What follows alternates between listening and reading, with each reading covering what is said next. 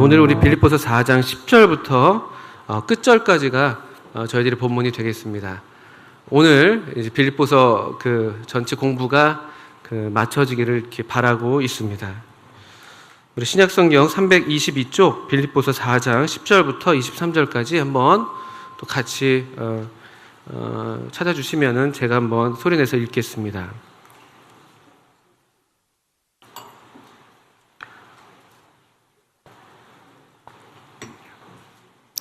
네, 그럼 다 찾으신 줄 알고 4장 10절부터 빌립보서 4장 10절부터 한번 읽어보겠습니다.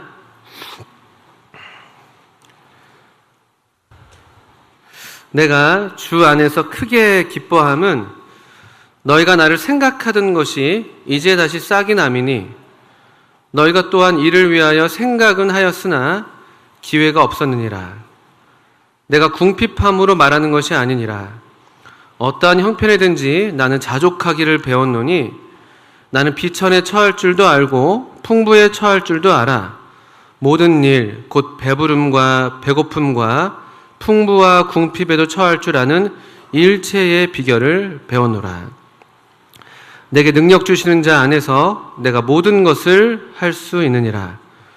그러나 너희가 내 괴로움에 함께 참여하였으니 잘하였도다. 빌립보 사람들아, 너희도 알거니와 복음의 시초에 내가 마게도냐를 떠날 때에 주고받는 내 일에 참여한 교회가 너희 외에 아무도 없었느니라. 데살로니가에 있을 때에도 너희가 한 번뿐 아니라 두 번이나 나의 쓸 것을 보내었도다. 내가 선물을 구함이 아니요 오직 너에게 유익하도록 풍성한 열매를 구함이라. 내게는 모든 것이 있고 또 풍부한지라.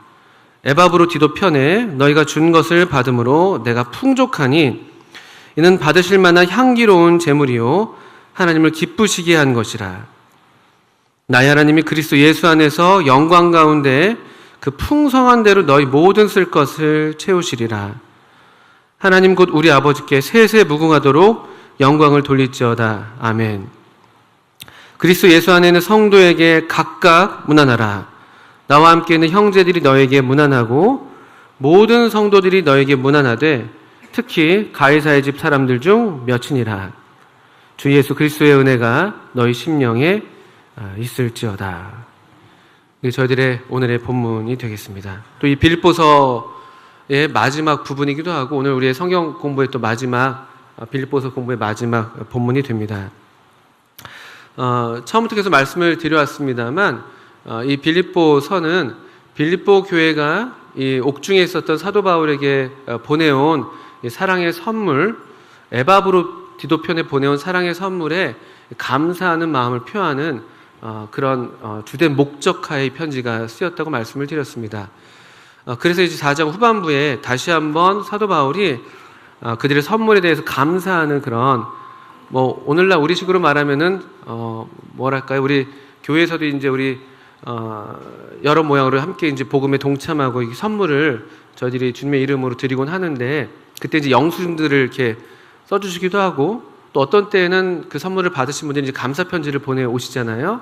이제 그런 것과 유사한 내용 또 그런 부분이라고 우리가 말씀을 드릴 수가 있겠습니다. 실제로 4장 18절 같은 말씀은 일종의 뭐랄까요? 주님 안에서 참 영수증 같은 그런 말씀인데요. 4장 18절 잠깐 먼저 보시면은 내게는 모든 것이 있고 또 풍부한지라 에바브로 디도편에 너희가 준 것을 받았다. 받음으로 이렇게 되어 있죠. 그러니까 잘 받았습니다. 이렇게 이제 편지를 써서 보내는 것이죠. 그런 우리 일반적인 우리의 경험들도 한번 떠올려 볼 수가 있습니다. 그런데 이제 사도 바울이 이 빌립보 사람들의 선물에 대해서 감사를 표하면서 조금 마음에 뭐랄까요? 의도라고 할까요? 좀 염려라기보다 좀 생각했던 부분이 있었던 것 같아요. 그건 뭐냐면은 빌립보 성도들의 선물이 참 고마운데 그렇지만 또 감사를 표하면서도 빌립보 성도들이 그 이상의 생각을 품지 않게 하는, 예를 들면은 사도 바울은 우리가 없으면 안 돼, 또는 사도 바울은 이렇게 우리가 물질로 헌신하고 있으니까 우리를 이렇게 의존해야 돼, 이런 식의 생각을 할 수 있겠고요. 또는 거꾸로 사도 바울 편에서도 빌립보 성도들에게 무언가 자신의 물질이 궁핍해서 나를 좀 도와라, 이런 어떤 요구, 그런 것이 아니라는 것을 지금 좀 밝혀야 되는 약간 그런 또 마음의 생각이 있었던 것 같아요. 그러니까 한편으로는 감사를 표현하면서도 한편으로는 너무 감사하지만 저는 그렇지만 또 우리 빌립보 성도들에게 의존하려는 마음은 없습니다. 저는 주님의 일꾼입니다. 이제 그런 것들을 또 이렇게 밝히 드러내는 생각이 있지 않았나 싶은데, 사실 이 감사 인사치고는 4장 10절부터 20절까지가 그 감사 인사의 단락이 될 텐데 분량이 꽤 깁니다. 10절 가까운 그런 구절을 할애해서 감사 인사를 여러 번 하고 있는 것이죠. 근데 감사 인사만 있는 것이 아닙니다. 예를 들면 11절, 아까 말씀 11절부터 13절까지 같은 말씀은 그런 말씀이죠. 여러분이 주신 선물은 너무 감사한데 그렇지만 제가 궁핍해서 여러분에게 뭘 구하는 건 아니에요. 성도님들 선물 너무 감사합니다. 귀하게 주님의 일에 또 사용할 수 있겠습니다. 그렇지만 제가 성도님들께 꼭 의존되어 있는 것은 아닙니다. 저는 주님의 일꾼입니다. 또는 17절에도요, 내가 선물을 구함이 아닙니다. 오직 여러분에게 유익하도록 풍성한 열매를 구하는 것입니다. 여러분 이거 참 잘하시는 것인데 그렇다고 저한테 잘해달라는 말이 아닙니다. 이거 약간 이제 얘기하는 것이죠. 저한테 잘해야지만이 잘하는 게 아닙니다. 이건 여러분의 어떤 사랑의 열매고 여러분의 어떤 그 복음이 정말 여러분 가운데 이 약동하고 있는 그런 열매입니다. 그런 어디 더 풍성하기를 제가 바랍니다. 또 우리 18절에도 제게는 모든 것이 있습니다. 등등등. 그러니까 이런 약간 그 양면적인 그 마음을 약간 볼 수가 있지 않나 이렇게 생각을 하게 됩니다. 그러니까 마땅한 감사가 있는 반면에 또 감사 이상의 피차 이렇게 사랑으로 서로 이렇게 이해하고 서로 감사하고 또 서로 격려하는 그 이상의 어떠한 것도 생각하지 않는, 사도 바울 입장에서도 빌립보 교회가 이 교회밖에 나를 생각하지 않으니까 내가 얼마나 이 교회에 더 잘해야 될까? 얼마나 이 성도들에게 내가 더 잘 보여야 될까? 이런 걸 생각하는 게 아니고, 또는 빌립보 성도들도 사도 바울을 우리가 이렇게 잘 후원하고 있으니까 그가 우리와 또 뭔가 또 조금 더 특별한 관계를 맺어가면서 뭔가를 해야만 될 것 같아, 이런 것도 아니고 피차 하나님의 사랑 안에서 또 주님 안에서 이 자유한 가운데 서로 사랑을 나누는 그런 모습을 좀 보게 되는데요. 10절부터 한번 좀 자세히 또 보겠습니다. 그래서 4장 10절에 이 사도 바울의 기쁨은 이렇게 얘기하고 있습니다. 내가 주 안에서 기뻐한다. 물론 직접적으로는 빌립보 교회 성도들의 이 선물, 또 선물을 통한 그들의 사랑과 위로를 인해서 크게 기뻐하는 것이 사실입니다만, 근데 사도 바울은 분명하게 이 기쁨은 주님 안에서의 기쁨이다, 주님 안에서의 기쁨인 것을 다시 한번 분명히 밝히고 있는 것이죠. 그리고 그게 너무 큰 기쁨이라는 것인데, 왜냐하면 그들이 여러분이 나를 생각하던 것이 다시 싹이 났기 때문이다. 나를 생각하는 것 자체, 그것도 너무나 큰 기쁨과 위로가 되잖아요. 누군가가 나를 생각한다. 이거 정말 큰 기쁨이죠. 특별히 우리 외로운 중에 있는 성도들에게는 누군가 우리를 기억하고 있다. 이건 정말 주님께서 우리에게 주시는 이 큰 기쁨이 아닐 수가 없습니다. 고린도서에서도 사도 바울이 참 궁핍하고 외롭고 힘든 중에 있었는데, 근데 주님이 이렇게 고백하죠. 비천한 자를 위로하시는 하나님께서 디도의 옴으로 우리를 위로하셨다. 비천한 자들을 위로하신 하나님께서 누군가를 보내심으로, 누군가가 그를 생각하게 함으로써 위로하시는 그런 고백을 하고 있습니다.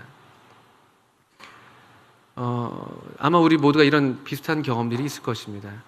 누군가가 나를 생각하고 있다. 또 그것이 크든 작든 간에 어떤 모양으로 우리한테 전달될 때 그런 마음이, 제가 주중에 이렇게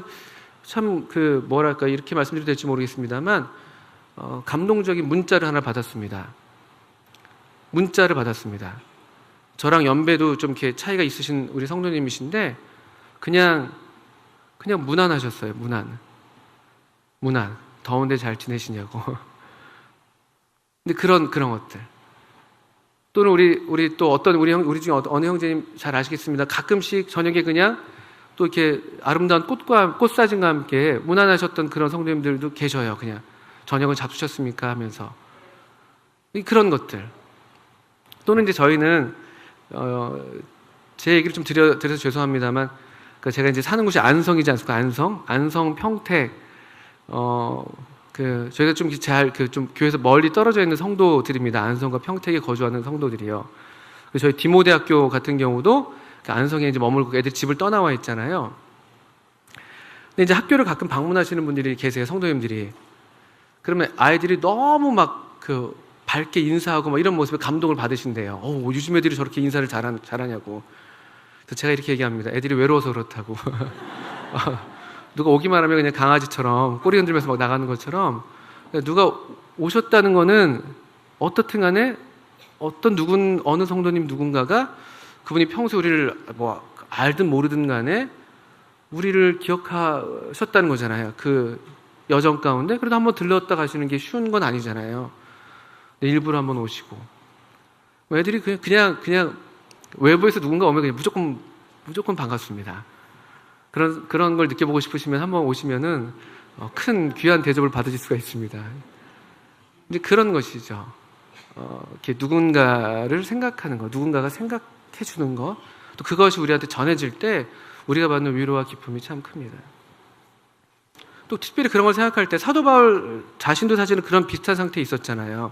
로마 옥중에 있었잖아요. 물론 사도 바울 자신은 이미 그 후에 보시는 것처럼 아주 그런데 이렇게 매여 있는 상태는 아니셨던 것 같아요. 이미 주님 안에서 마음이 자유함을 누리고 있었고, 몸은 매여 있었지만 하나님의 말씀은 매이지 않고, 그의 심령도 매이지 않고, 어느 누구보다도 정말 더 하나님의 큰 기쁨 가운데 동참하고 있었는데, 근데 그런 중에라도 근데 이 로마 감옥에 있는 그를 빌립보 성도들이 기억해서 사람을 보내고 선물을 보내온 것은 정말 주님 안에서 기뻐하지 않을 수가 없는 그런 이유가 되는 것이죠. 그 선교지, 그러니까 우리 청년들이 요 여름에 이제 여러 군데를 다녀왔습니다. 그렇죠? 캄보디아도 지금 얼마 전에 갔다 오고, 러시아도 갔다 오고, 우리 가영재님 인도네시아를 방문 중에 계시고, 여러 기회가 되는 데를 다녀오는데, 그 선교지에 계신 선교사 형제님들이 아마 이제 사도 바울의 이런 심령을 계속 배워가고 계시겠죠. 또 환경을 의지할 수 없는 상황이니까, 사람을 의지할 수도 없고. 그런데 그런 중에라도 또 누군가가 우리 같은 미천한 그냥 가서 할 수 있는 게 별로 없는 우리들이라 할지라도 그냥 찾아만 주는 것으로도 그냥 그게 너무 큰 위로가 되고, 가끔 이렇게 문자 이렇게 드리는 거, 요즘 카톡이 있으니까 잘 지내시냐고. 그러니까 누군가가 우리를 기억하고 있구나. 또 그런 중에 혹여라도 우리 크리스마스 때라든지 이럴 때 교회에서 어떤 카드를 써서 보낸다든지. 사실 저희들이 그런 일에 좀 부족했던 게 또 사실이었던 것 같기도 해요. 저 자신을 봐도 그렇고. 사도 바울이 빌립보 성도들의 이런 마음이 새로워진, 또 그래서 이런 자기를 기억하는 것뿐만 아니라 사실은 하나님의 복음 사역에 종사하고 있는 그 일꾼들을 기억하고 있다는 것이잖아요. 그건 정말 놀라운 어떤 교회의 영적 성숙의 표지죠. 믿음이 좋다는 게, 신앙이 좋다는 게 뭐겠습니까? 하나님의 일에 하나님의 마음으로 같이 동참하는 것이죠. 크든 작든 간에요. 그런 면에서 참 이 사도 바울의 기쁨은 우리가 헤아려 볼 만한 기쁨인 것이죠. 또 보세요. 그래서 10절에 너희가 또한 이를 위하여 생각은 하였으나 기회가 없었다. 우리가 어떻게 사도 바울을, 어떻게 또 복음 사역에 동참할까, 여러 생각들이 있었는데 기회가 없었는데, 마침 이때 이제 이게 기회구나, 얼마나 사도 바울이 힘들까, 외로울까, 이때 우리가 이렇게 좀 작은 선물이라도 보내드리면, 또 우리 사랑하는 종을 우리의 이름으로 보내면 얼마나 큰 위로가 될까, 이 기회를 찾은 것이죠. 그걸 이제 사도 바울은 기회라고 얘기하고 있어요. 기회라고요. 그래서 이 말씀을 보면서 빌립보 성도들은 생각은 하였으나 기회가 없었다, 이렇게 얘기하고 있는데, 우리 같은 경우는 오늘날 저를 봤을 때는 도리어 거꾸로 기회는 많은데 우리는 생각이 부족하진 않나? 나는 그렇지 않나? 가만히 생각해 봤어요. 얼마나 많은 기회들이 있는지 우리 주변에. 이 하나님의 복음 사역에 하나님의 이 심정으로 동참할 수 있는, 그렇게 해서 위로하고 격려하고 기쁨을 줄 수 있는 기회들이 얼마나 많은데, 근데 나는 충분히 정말 생각하고 있는가?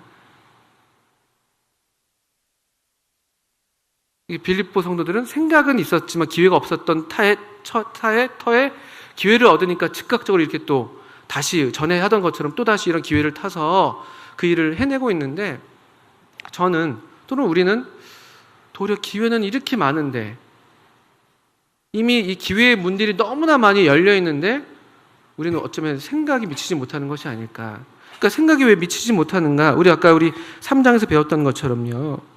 3장 19절에 보시면 특별히 이 생각이 이 하나님의 일, 하나님의 어떤 심정, 하나님의 마음에 우리 관심을 두면 좋은데 19절 후반부에 보니까 땅의 일을 생각하는지라.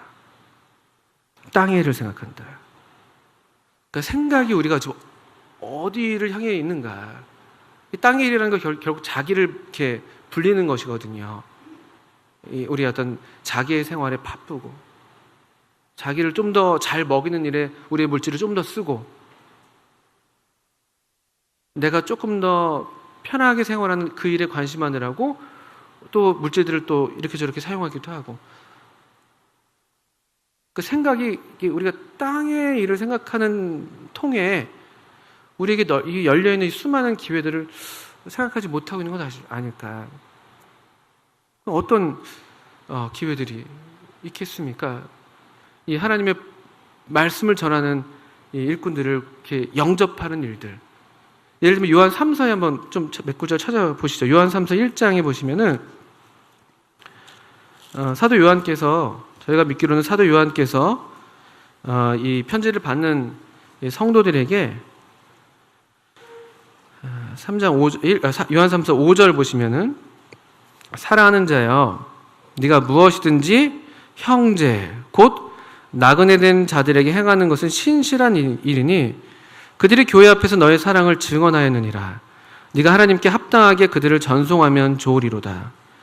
이는 그들이 주의 이름을 위하여 나가서 이방인에게 아무것도 받지 아니함이라.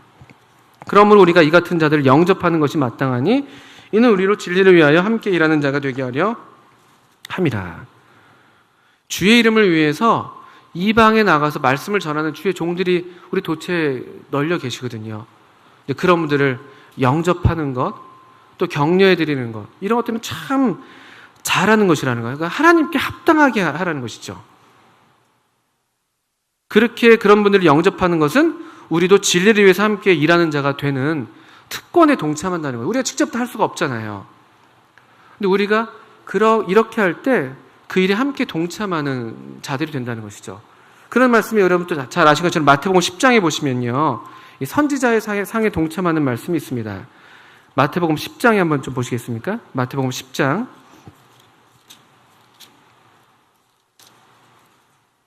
10장 40절부터 42절까지 보겠습니다.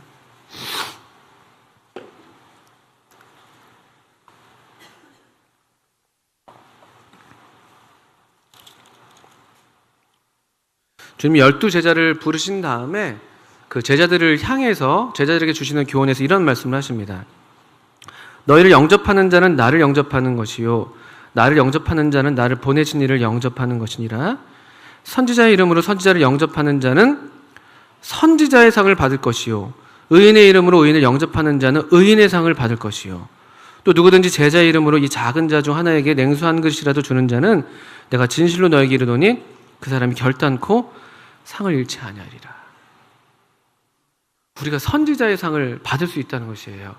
오늘날로 말하면요, 우리가 똑같이 선교사의 상을 받을 수가 있다고도 말씀드릴 수가 있죠. 그 일에 동참함으로써, 그분들에게 냉수한 것을 내어줌으로써, 크든 적든 간에 우리의 마음을 실어서 그 일에 동참함으로써 우리가 그 동일한 어떤 상급을 어느 정도 함께 누릴 수가 있다는 약속들이 있습니다. 이건 기회죠. 기회예요, 기회. 그러니까 빌립보 성도는 이 기회를 알았던 거예요. 생각을 계속 하던 중이니까 기회가 보이죠. 근데 생각이 없으면은 기회가 와도 놓쳐버립니다. 그리고 이제 우리의 어떤 사고 방식이 이런 어떤 땅의 일을 생각하는데 많이 쏠려 있으면요, 도리 하나님의 일에 동참하는 일들이 굉장히 미련하게 보일 때도 있고, 과하게 보일 때도 있고. 물론 우리가 이제 또 우리의 규모 있는 어떤 생활들을 해야 되겠습니다만, 근데 주님이 우리한테 그런 기회들을 주시는 것들을 포착할 수 있는 그런 눈, 이제 믿음의 눈이죠. 그걸 성경은 또 지혜라고 가르칩니다. 지혜라고, 기회. 에베소서 5장 같은 데 보시면은 지혜 없는 자 같이 하지 말고 지혜 있는 자 같이 하여 세월을 아끼라. 때가 악하다 이렇게 말씀하시잖아요. 세월을 아낀다는 이야기는 기회를 사라는 말씀입니다. 기회를 사라. 그러니까 이 지혜가 사실은 필요합니다. 때가 악해요. 우리 이 지혜를 보통 사람들이 지혜로 여기지 않습니다. 자기를 사랑하고 돈을 사랑하고 쾌락을 사랑하기는 하나님 사랑하는 것보다 더한 시대에 살고 있기 때문에 이렇게 하나님의 일에 관심해서 그 일에 자신을 드리는 것을 보통 사람들이 기회라고 생각하지 않거든요. 그걸 또 지혜라고 생각하지 않거든요. 어리석다고 얘기하죠. 근데 그게 지혜입니다. 성경은 그렇게 말씀합니다. 또 갈라디아서 6장 같은 말씀에서도요, 또 우리 한번 이게 어떤 일꾼들에 대한 그런 영접이나 그런 섬김뿐만 아니죠. 갈라디아서 6장 말씀 한번 찾아주겠습니까? 우리에게는 기회들을 좀 말씀을 드리고 있습니다. 빌립보 성도들은 기회가 없었던 터에 이제 기회를 얻어서 이 같은 봉사일에 함께 동참하고 있는데, 우리는 또 어떤 기회들이 있는가? 갈라디아서 6장 같은 말씀 보시면요, 6장 10절 보세요. 갈라디아서 6장 10절. 그러므로 우리는 기회 있는 대로 모든 이에게 착한 일을 하되 더욱 믿음의 가정들에게 할지니라. 모든 이들에게 착한 일을 하는 것, 선대하는 것, 선을 베푸는 것, 그러면서 또 특별히 믿음의 가정에게 더욱 해라. 1차적으로 우리가 무슨 세계 모든 사람들 다 우리가 살릴 수 있는 건 아니잖아요. 우리 믿음의 가정들이, 우리 성도들의 필요를 살피는 것이죠. 어떤 필요가 있으신 분들은 안 계신가? 우리 중에 어떤 어려움을 지금 겪으셔서 그런 어떤 영적으로도 위로가 필요하시고 물질적으로도 어떤 도움이 필요한 분은 안 계신가? 기회 있는 대로 모든 이에게 착한 일을 하는 것이죠. 애경사에 함께하는 것은 사실 그래서 어떻게 보면 너무나 당연한 일이 되는 것이죠. 그게 작은 일이 아닙니다. 특별히 애사에 이 슬픈 일을 당했을 때 참 우리 중에 그런 일에 또 아주 부지런한 분들이 계셔서 얼마나 감사한지.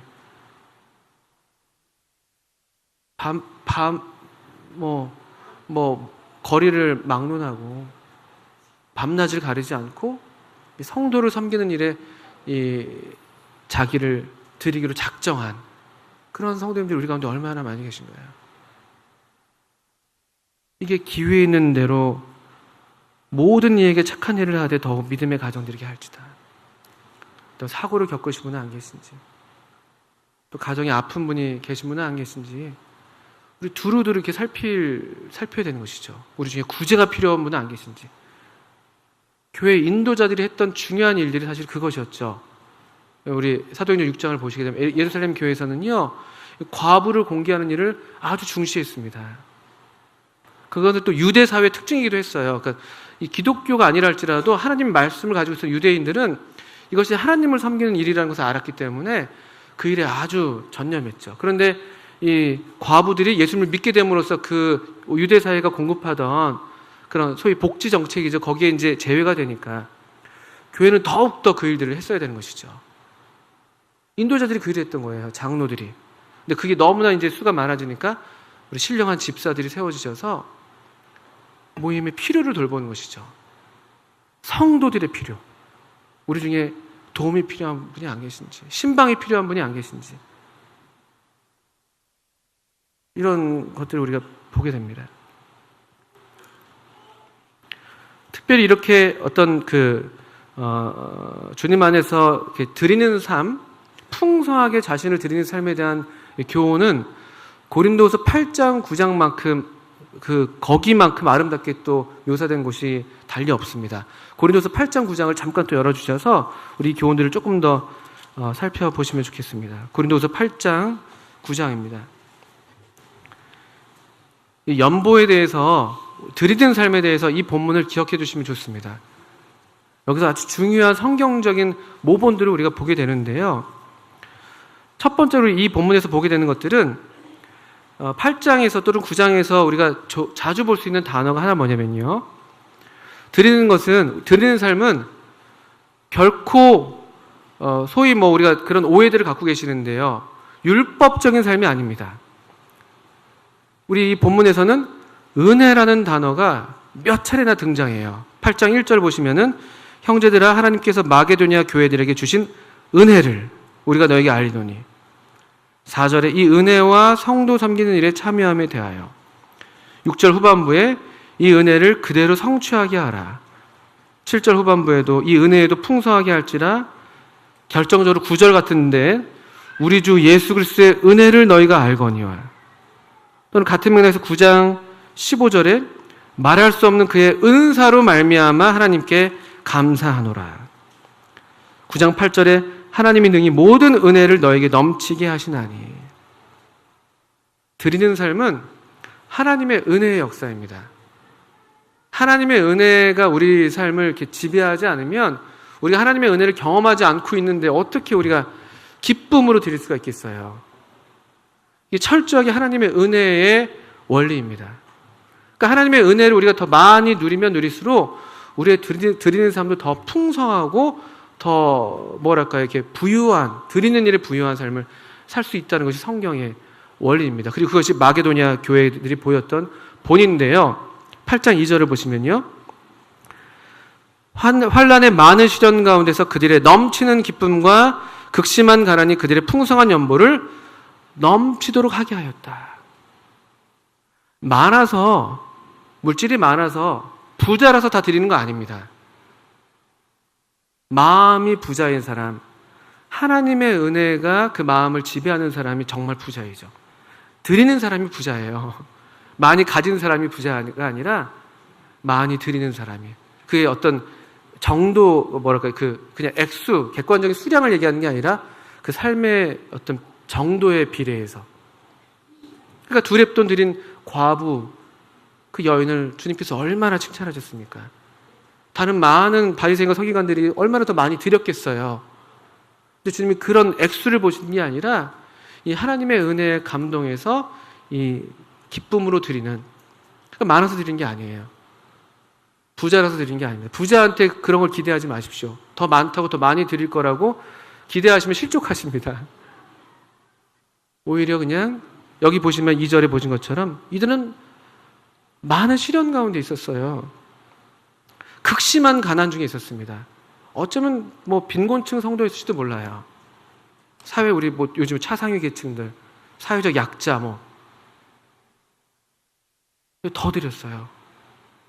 정도를 따졌을 때 어떻게 그럴 수가 있었냐? 하나님의 은혜, 하나님의 은혜. 나 같은 비천한 자를 돌아보신 그 하나님의 은혜.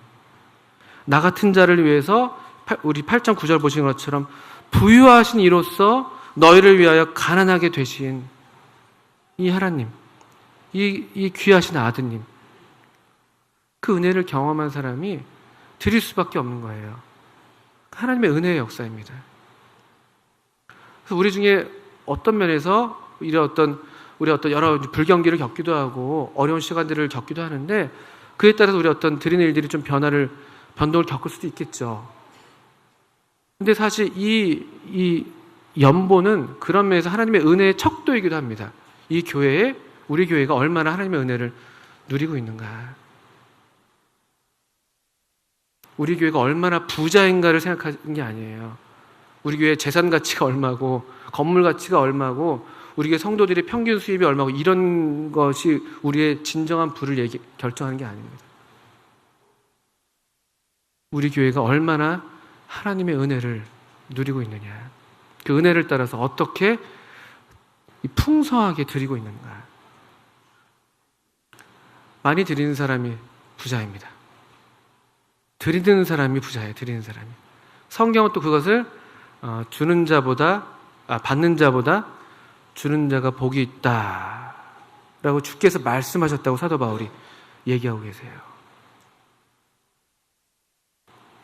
그 밖에 여러 교훈들을 볼 수 있어요.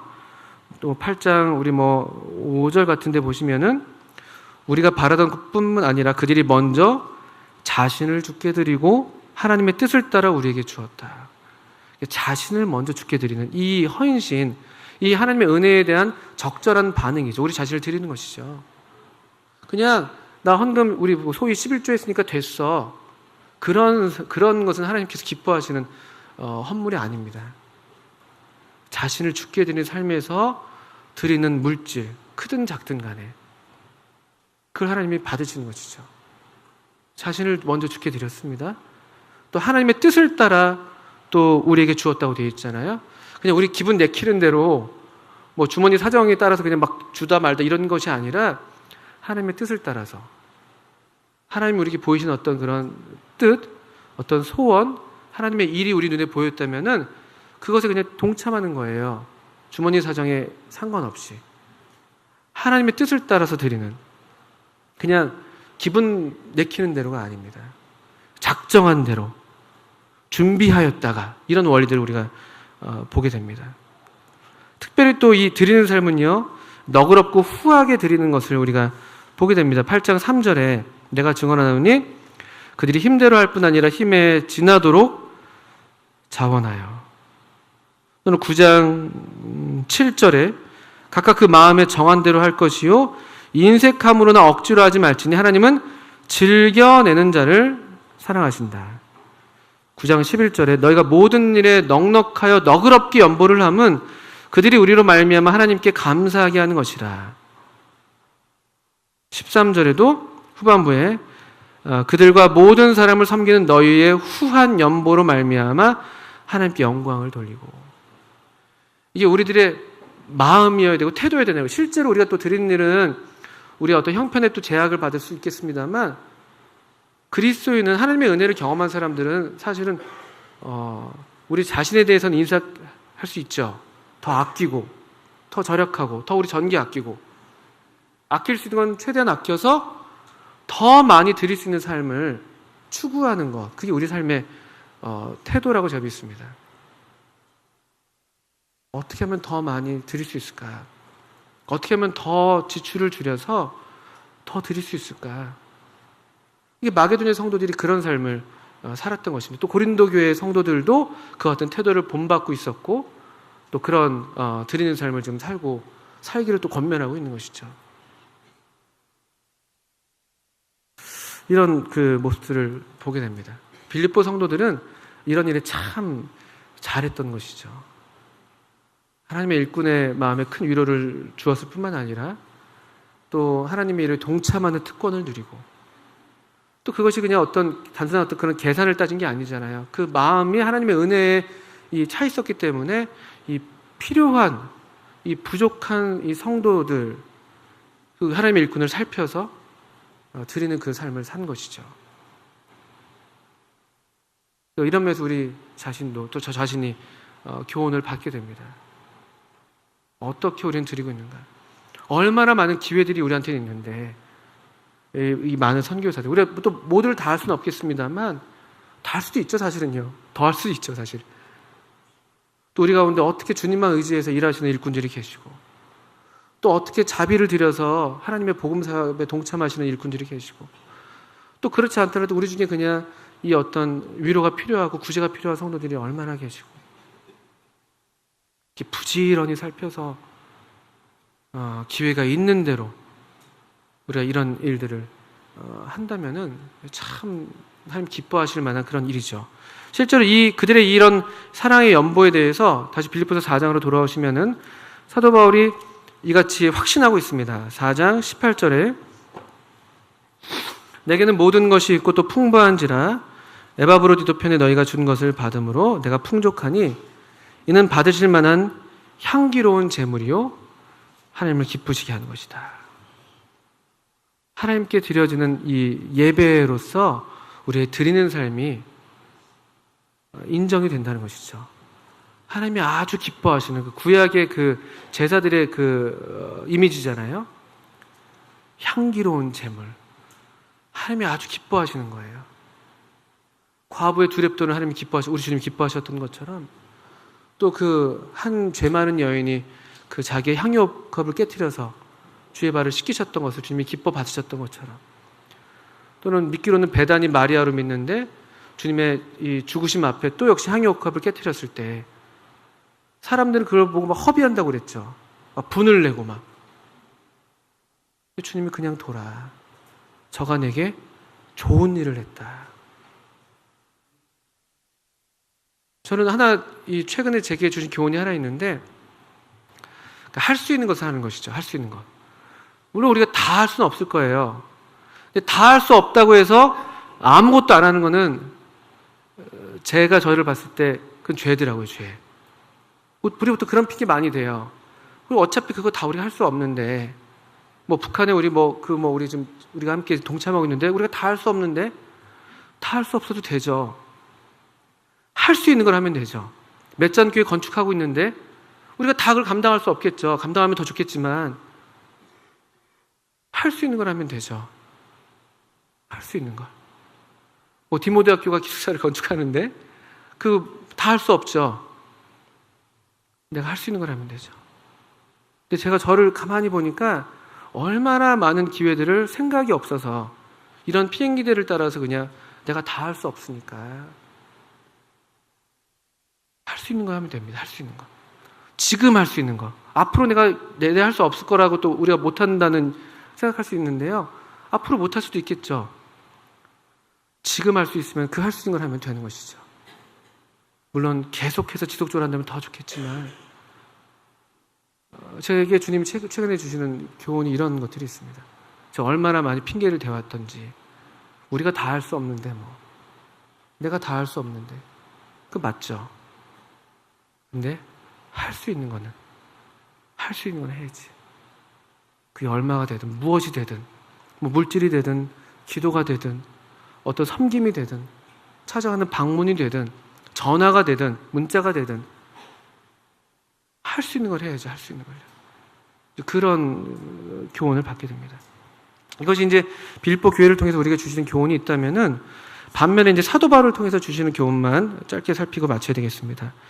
사도 바울은 그런데 이런 빌립보 성도들의 후한 연보와 드리는 삶을 잘 칭찬하면서도 또 마땅히 어떤 우리 그리스도인, 뭐 일꾼뿐만 아니죠. 그냥 우리 정상적인 그리스도인의 어떤 자세를 보여주고 있는데, 11절부터 우리 13절이죠. 내가 궁핍함으로 말하는 것이 아니다. 어떠한 형편이든지 나는 자족하기를 배웠다. 나는 비천에 처할 줄도 알고 풍부에 처할 줄도 알아. 모든 일, 곧 배부름과 배고픔과 풍부와 궁핍에도 처할 줄 아는 일체의 비결을 배웠다. 그 비결이 뭔가 보니까, 내게 능력 주시는 자 안에서 내가 모든 것을 할 수 있다.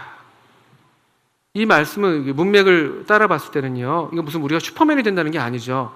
불가능한 일이 없다 이런 것이 아니라, 비천에 처할 수도 있고 풍부에 처할 수도 있는, 어떠한 상황에서도 살아날 수 있는, 그것이 어떤 생존이 아니라 하나님의 은혜로 감사하고 만족하는 삶을 살 수 있는, 그 삶에 성경은 또 놀라운 단어를 썼습니다. 비결을 배웠다. 그건 비결이에요, 비결. 그리고 배워야 되는 것이죠. 배워야 되는 것. 그냥 살면 그냥 되어지는 게 아니라는 것이에요. 그냥 그리스도인 돼가지고 10년, 20년 지나면 이렇게 그냥 이 비결을 터득하게 되는 게 아니라는 것이죠. 배움의 과정이 따르는 것이 배움의 과정. 배움의 과정. 사도 바울은 그 삶의 어떤 경험부터 이걸 계속 배워왔겠죠. 이 로마 감옥에 갇히는 이런 경험들, 또 육체의 가시를 경험하는 그 가시로 고통을 했던 그런 경험들, 뭐 등등등. 우리 삶의 경험들을 통해서 배워야 될 비결입니다. 비밀이에요, 비밀. 아무나 이런 삶을 사는 게 아니에요. 우리 모두가 이런 삶을 살아야 되는데 이걸 배우지 못하면 우리는 계속 환경에 좌우되는, 환경의 지배를 받는 것이죠. 그냥 환경이 좀 좋으면 좋은 거야. 괜찮죠. 주님도 사랑하고. 환경이 좀 나쁘면은 바로 또 그냥 그 영향을 그냥 받는 거. 우리 그런 사람들입니다. 우리 실제로. 우리 그렇게 영향을 많이 받죠. 배우지 않으면 우리 계속 그런 삶을 살 거예요. 영적인 면도 그래요. 환경이 중요합니다. 환경은 대단히 중요하죠. 그래서 어떤 분들은 이 교회 집회에 부지런히 참석하시는 거 너무 잘하는 것인데, 근데 때때로는요, 우리가 이 성도들과 교제를 충분하게 누리지 못할 때도 있잖아요. 그게 참 위험스러운 상황이긴 합니다만, 그럴 때라도 또 우리가 이 어떤 주님을 누릴 수 있는 그런 비결들 또 배워야 되는 것이죠. 어떤 상황에 의존된다든지, 사람에 의존한다든지, 이런 우리의 성향이 있는데, 점점 그런 것들을 우리가 이제 주님 안에서 내가 모든 것을 할 수 있는, 주님 안에 있는 그 삶, 달리 말하면은 요한복음 15장 같은 경우라면은 포도나무와 가지의 비유처럼 너희가 내 안에 거해라, 내 말에 거해라, 이런 삶이죠. 또는 요한복음 6장의 말씀처럼 생명의 떡이신 그분을 계속 누리는 삶, 또는 요한계시록 3장의 말씀처럼 그분과 더불어 먹고 마시는 그런 삶, 또는 시편 23편의 말씀처럼 목자 되신 그분을 양으로서 잘 붙어 따라다니는 그런 삶, 그러한 종류의 삶을 배워야 된다는 것입니다. 저도 이게 배워가는 과정에 있겠죠. 근데 사도 바울은 배워냈습니다. 일체의 비결. 상황에 좌우되지 않는, 주님이 주시면 주신 대로 기뻐하고 감사할 수 있고 누릴 수 있고, 또 주님이 또 어떤 우리 어려운 상황을 주실 때는 또 곤고한 날에는 또 되돌아보고 생각할 수 있는 그런 은혜, 기쁨을 주실 때는 즐거워하고 기뻐할 수 있는 그런 은혜, 이거 배우는 것이죠. 그리스도의 삶이 항상 불행하고 이런 삶이 아니거든요. 우리의 삶이 항상 슬플 때도 있고 기쁠 때도 있는 것이잖아요. 어려울 때도 있고 또 행복할 때도 있고, 잘 나갈 때도 있고 안 나갈 때도 있고 나가다 말 때도 있고. 근데 그때마다 이 주님을 잃지 않는 그것을 배우는 것이죠. 그러니까 사도 바울의 13절에 중요한 조건이 내게 능력 주시는 자 안에서, 이 능력, 복음과 함께 고난받을 수 있는 이 능력, 이 감옥에서도 찬양을 불러낼 수 있는 그 능력, 육체의 가시에서도 도리어 내가 약할 때 곧 강하다는 것을 배우는 그 능력, 그런 능력이요. 그러니까 이런 비결을 배운 성도들의 삶은 상황에 상관없이 항상 주님과 더불어서 평강을 누리고 행복한 삶을 사는 것이죠. 그 행복한 삶이 복음의 가장 강력한 증거가 되는 것이고요. 가장 강력한 증거예요. 이 삶이, 이 능력의 삶, 이 부활의 권능에 참여하는 그 삶, 그분의 고난에도 기꺼이 참여할 수 있는 그 삶인 것이죠. 이게 또 우리 받는 입장에서 또 우리가 마땅히 배워야 될, 우리가 어떤 때는 주기도 하고 어떤 때 받기도 하잖아요. 주고받는 일이거든요. 그래서 사랑이 또 그런 것이잖아요. 일방적인 것은 우리 정상적인 어떤 상호관계가 성립이 안 됩니다. 항상 주고받는 것이죠. 사실은요. 사랑 안에서, 주님 안에서. 근데 줄 때도 우리가 어떻게 후하게 드리고 어떻게 하나님의 이 은혜를 힘입어서 함께 서로 사랑을 나누고, 이런 것들을 배울 뿐만 아니라 우리가 받을 때에도 마땅히 감사할 만큼 감사하고, 또 그렇지만 더욱 주님을 기뻐하고 주님 안에서 또 이런 것들을 우리가 이렇게 다룰 수 있는, 이거 배워 나가는 것입니다. 이것이 빌립보서 4장에서 우리가 받을 수 있는 교훈인 것 같습니다.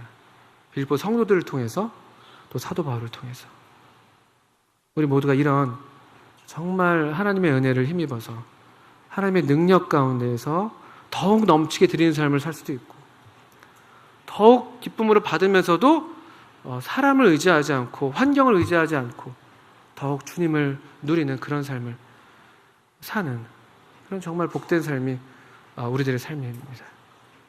우리 성도님들 모두가 그런 삶을 살기를, 또 저 자신도 그런 삶을 더욱 이렇게 살기를 바라는 마음이 있습니다. 제가 두 권의 책을 이렇게 소개하려고 들고 나왔었는데요. 한 권은 이런 책이 있습니다. 접대에 대한 명령. 오늘날 우리가 정말 회복해야 될 중요한 명령입니다. 명령. 또 하나는 이 책이 예쁜데요. 베푸는 삶의 비밀이라는 또 짧은 책이 있습니다. 그러니까 우리의 마음을 좀 더 주님의 은혜를 누리고 또 우리 이 따뜻한 주님의 은혜를 힘입어서 풍성하게 드리는 그런 복된 삶을 사는데 이 두 권의 책이 또 도움이 되지 않을까 싶어서 감히 또 들고 나왔습니다. 또 도움이 필요로 하신 분들은 또 책을 이렇게 구하실 수가 있겠습니다. 우리 대략적으로 이렇게 해서 우리 빌립보서 공부를 또 마치겠습니다. 부족한 것은 부족한 대로 또 우리 주님께서 우리 성도님들 각자에게 또 교훈해 주시고 말씀해 주시기를 바랍니다. 우리 함께 기도하시겠습니다.